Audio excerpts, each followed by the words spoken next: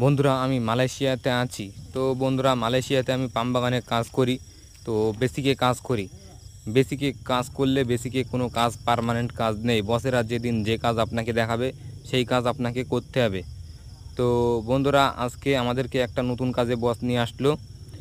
Line ছাড়া বেলাইনে যে পাম গাছগুলো আছে সেই পাম গাছগুলো মেরে ফেলতে হবে।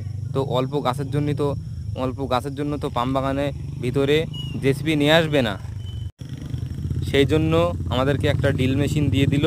সেই ড্রিল মেশিন দিয়ে এক গাছগুলোকে ড্রিল করতে হবে। তো এক একটা গাছে দুটো করে ড্রিল করতে হবে।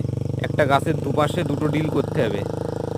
ওই ছিদ্রর ভিতরে বিষ পুশ করতে হবে। বিষ পুশ করলে ওই গাছটা মারা যাবে। তো এক একটা ছিদ্রর ভিতরে 100 ml করে, দুটো ছিদ্রের ভিতরে 200 ml বিষ পুশ করতে হবে, তাহলে গাছটা মারা যাবে। বন্ধুরা পাম বাগানে নতুন নতুন ভিডিও পেতে আমাদের চ্যানেলটাকে সাবস্ক্রাইব করুন, শেয়ার করুন, কমেন্ট করুন।